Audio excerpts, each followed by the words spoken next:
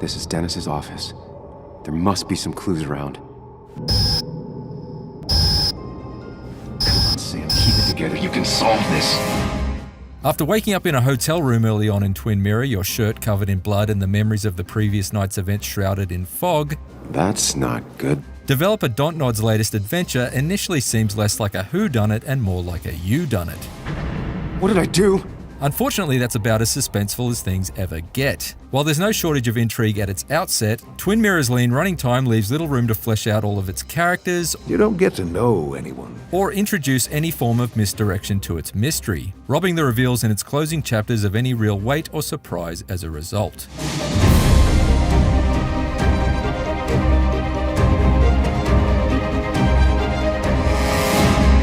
You play Sam Higgs, a journalist who returns to the West Virginia town of Basswood after his friend Nick is killed in a tragic car crash. There's an immediate sense of hostility towards you from the townsfolk, many of whom place the blame of Basswood's flagging local economy upon an article Sam wrote exposing the shady standards of the local coal mining industry. You're not worth it, Higgs. This tension is further amplified by Sam's fragile mental state, personified by an imaginary twin who serves as either the angel or the devil on his shoulder at the critical junctions that shape Twin Mirror's branching 6-hour story. I woke up today and my shirt was covered in blood. I found the escalating friction between Sam and his hallucinated other half to be far more interesting than any of the other character interactions. Stop always poking at me. You just won't quit. So much of the supporting cast is painted in the broadest of strokes, and it doesn't help that both the acting and motion capture seem noticeably stiff. Oh my god, no. How could this happen?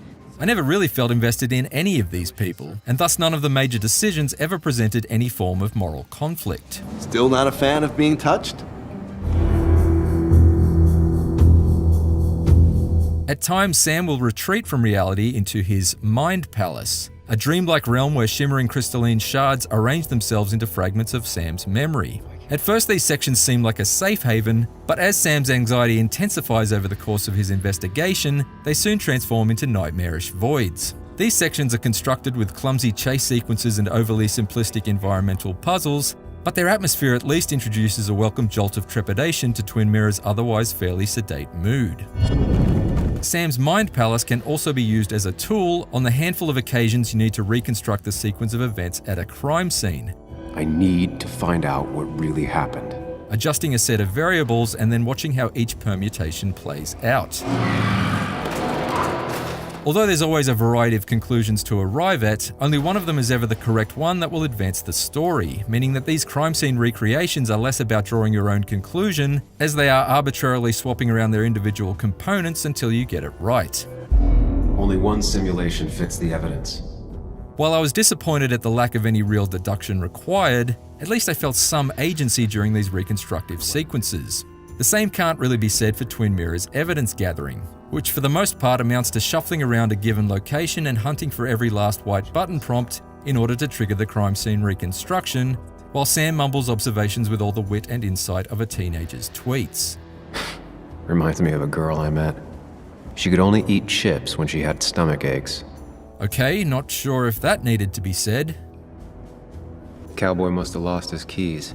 Ha! Another mystery solved! Hiking is an activity best done alone on a Sunday afternoon. Yes, I suppose that's true. He looks like those doctors you see on commercials. Wait, what commercials? Good to see someone finally knows how to take care of a plant. Okay, let's move on.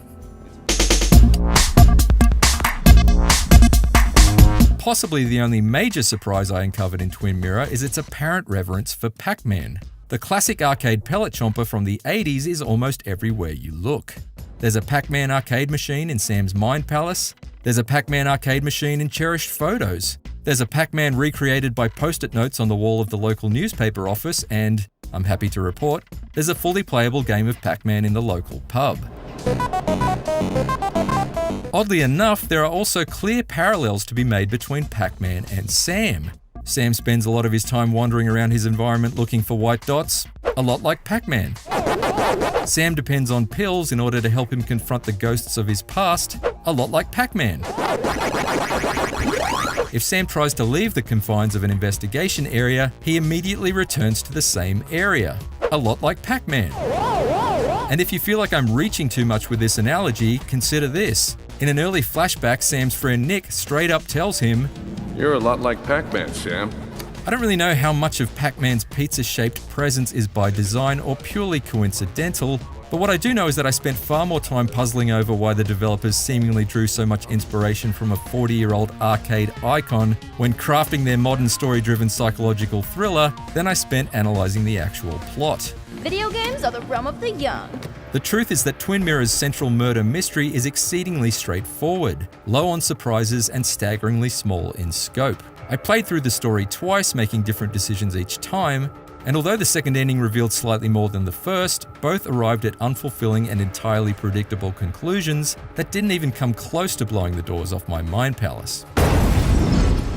I know I didn't do it. The police, though, may not feel the same way.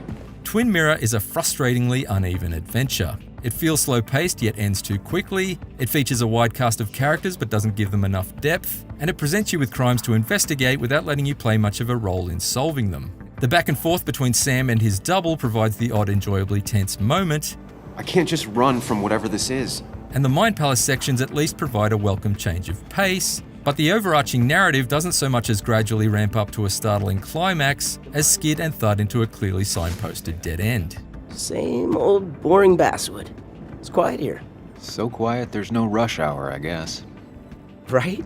Outside of the eccentric influence of Pac-Man, the biggest surprise in Twin Mirror was that it left me with so little to reflect on. I'd say that went well. Ish. For more IGN reviews, check out our verdicts on Immortals Phoenix Rising and Destiny 2 Beyond Light. And for everything else, stick with IGN. I finally beat Nick's high score.